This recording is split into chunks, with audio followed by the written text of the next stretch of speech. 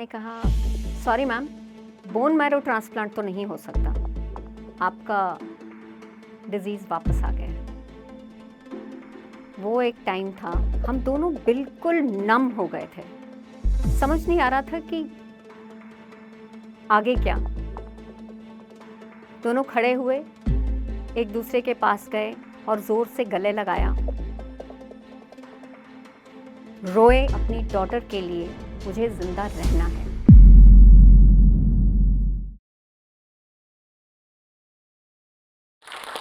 Cancer एक ऐसा शब्द है जिसने मुझे पल भर में बदल दिया। मुझे आज भी याद है, हॉस्पिटल में जब मैं बोन मैरो ट्रांसप्लांट के लिए गई थी और डॉक्टर्स ने मेरे कमरे में आकर कहा, मैडम ये ट्रांसप्लांट नहीं हो सकता, आपकी बीमारी वापस आ गई है, रिलैप्स है। उस वक्त मेरे साथ मेरी दोनों बेटियां थीं और मैं उनकी तरफ देख रही थी और होप छोड़ चुकी थी, लेकिन उनके फेस पे होप ये था कि किस तरह से माँ को इससे बाहर निकाला जाए। नमस्कार, मैं डॉक्टर मेजर मीनाक्षी। मेरी आइडेंटिटी एक डेंटिस्ट की, एक आर्मी ऑफिसर की और एक नई आइडेंटिटी कैंसर सर्वाइवर की है। कैंसर की जर्नी मेरे लिए बहुत ही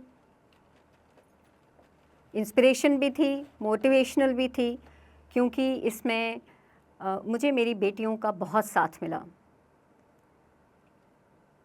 कैंसर एक प्रकार का होता है, दो प्रकार के होते हैं, और मुझे जो कैंसर हुआ वो दोनों ही थे, ALL और AML, और उसका एक नाम था MPAL, mixed phenotype acute leukemia. Cancer की जर्नी मेरे लिए काफ़ी ही भयानक थी, मोटिवेशनल भी थी। लेकिन मैं अपने शुरुआत में बचपन के बारे में बताना चाहूँगी। मैं एक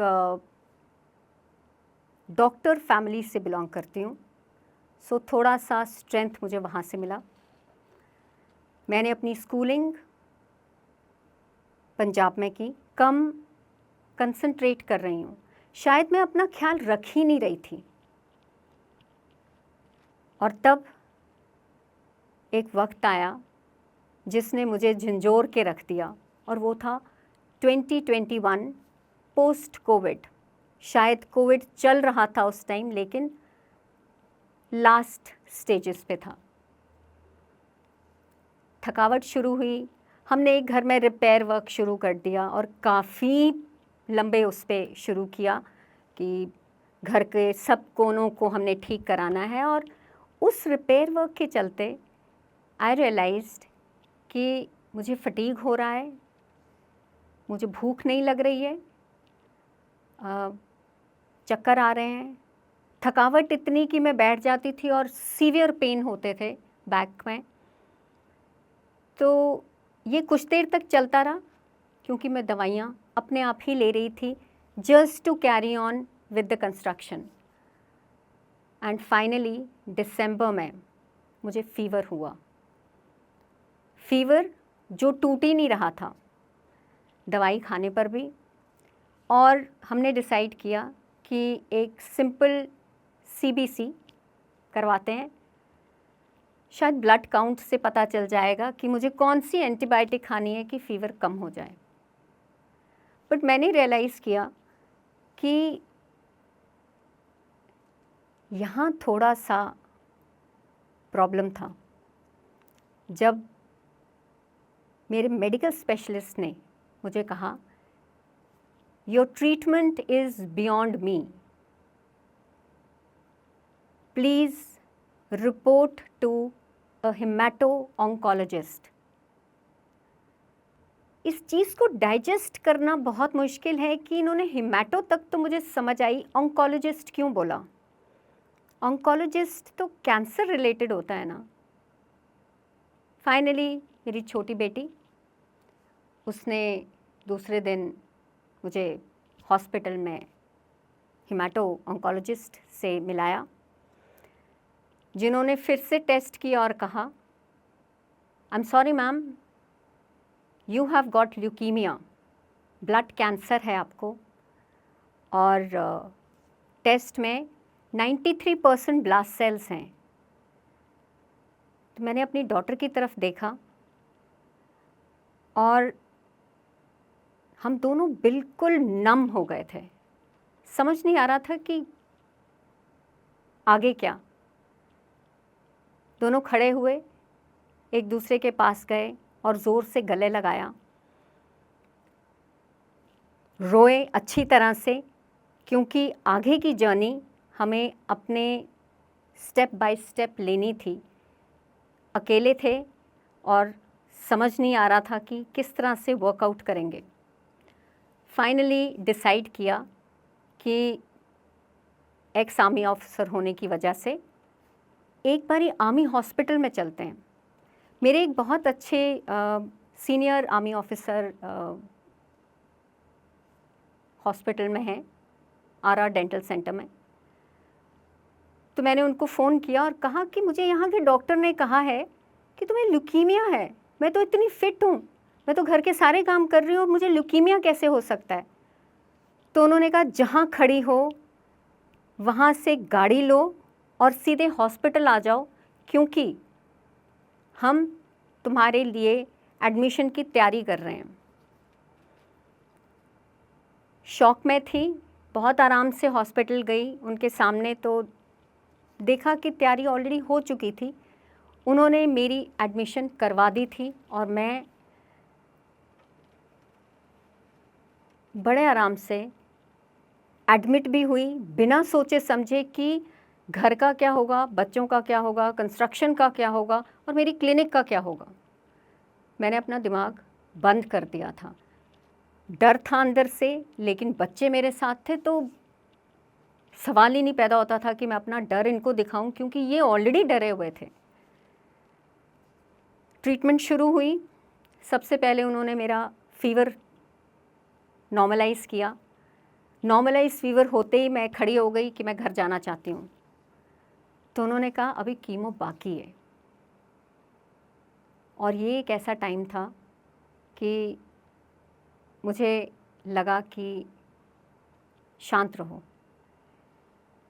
4 से 8 हफ्ते का टाइम दिया गया मुझे, और मैं और मेरी एल्डर डॉटर हितैषी, हम दोनों को एक कमरे में, जैसे जेल में बंद करते हैं वैसा नहीं था, बट एक कमरे में विथ फुल इम्यूनिटीज़ रखा गया, जहाँ पर सिर्फ डॉक्टर आ सकते थे और कोई नहीं।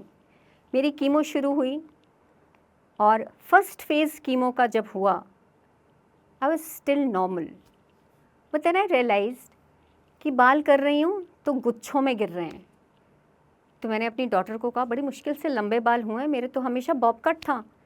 तो उसने मुझे कहा, कोई बात नहीं, जो आएंगे नए आएंगे, अभी रिलैक्स करो। तो फिर मन बनाया कि इससे पहले कि मैं ये सारे बाल खुद से ही ब्रश करके निकालूं, बेटर है कि हितैषी तुम मेरा टॉन्सर कर दो, I can not see this. Finally हितैषी ने एक दिन बिठाया, समझाया कि ये जो बाल हैं ये कीमो हेयर है, कीमो हेयर आपके लिए अच्छा नहीं है, कट कर देते हैं। मन बनाया, उस दिन शाम तक बाल कट कर दिया और हितैषी ने मेरे बाल कट किए। और उसके बाद जब मैंने अपने आप को शीशे में देखा, मैंने कहा, ये शक्ल भी अच्छी है, गो विद द फ्लो, डरना नहीं, अच्छी लग रही है। स्लोली मैंने देखा मेरी आईब्रोज ख़त्म, आईलैशेस ख़त्म और एक बिल्कुल बाल्ड फेस सामने था, और आई डिसाइडेड फेस इट। ये अभी कीमो चल ही रही थी, मुझे फ़ीवर फिर से शुरू हुआ। उन्होंने टेस्ट किया और टेस्ट कोविड का, मुझे कोविड हो गया। एक आइसोलेटेड रूम में जिसमें सिर्फ मैं और मेरी डॉटर थे, उस आइसोलेटेड रूम में मुझे कोविड हुआ और आरआर में क्योंकि कोविड का सेंटर नहीं है, मैं बेस हॉस्पिटल में शिफ्ट कराई गई। बेस हॉस्पिटल में हितैषी नहीं थी और मैं अकेली एक बड़े से कमरे में थी।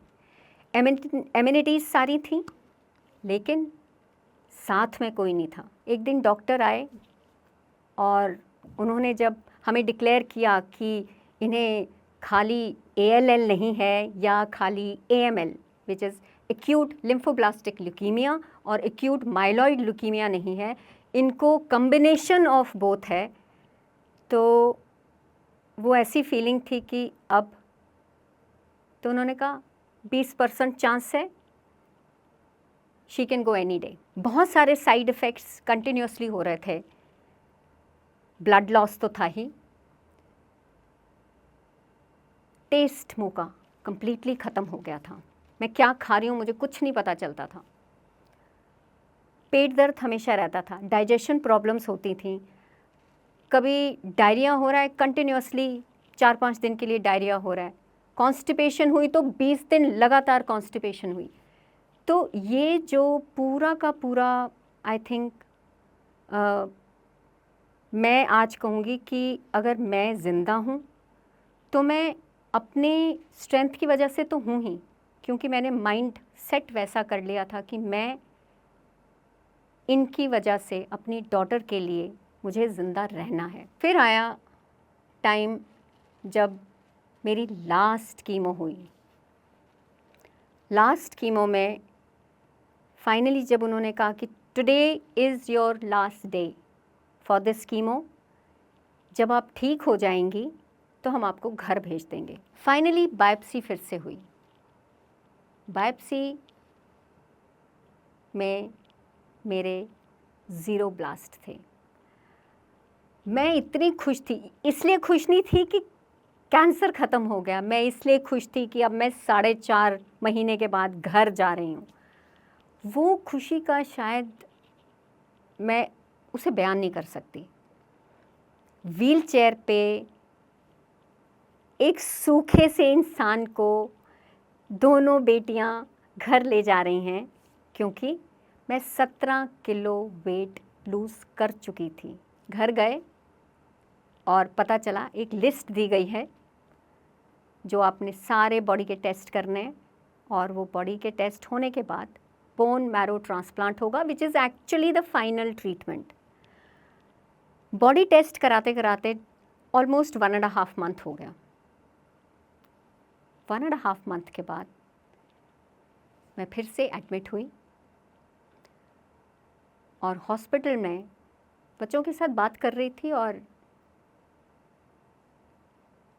बायोप्सी हुई। बायोप्सी का रिज़ल्ट आया और मैंने डॉक्टर को पूछा, मैंने कहा सर नाउ व्हाट? तो उन्होंने कहा sorry ma'am, bone marrow transplant तो नहीं हो सकता, आपका डिज़ीज़ वापस आ गया। वो एक टाइम था व्हेन आई एक्चुअली क्रम्बल्ड। मुझे नहीं समझ आ रहा था कि क्या ये प्रोसेस मुझे फिर से करना पड़ेगा।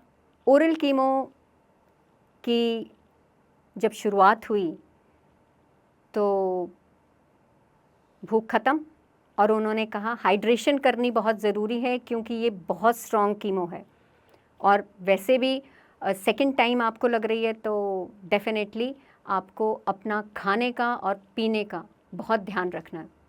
वो थोड़ा सा मुश्किल था मेरे लिए, बट फाइनली उस कीमो को जो 400 mg तक जा रही थी, it came down to 100 mg along with some more medicines, and they found कि मैं खाने में इंटरेस्ट ले रही हूँ, पानी आराम से पी रही हूँ, जूसेस ले रही हूँ, नारियल पानी ले रही हूँ, और उन्होंने कहा मैडम अब आपने ये मेडिसिन्स जो हैं तब तक खानी है जब तक आपके ब्लास्ट सेल 0 नहीं हो जाते।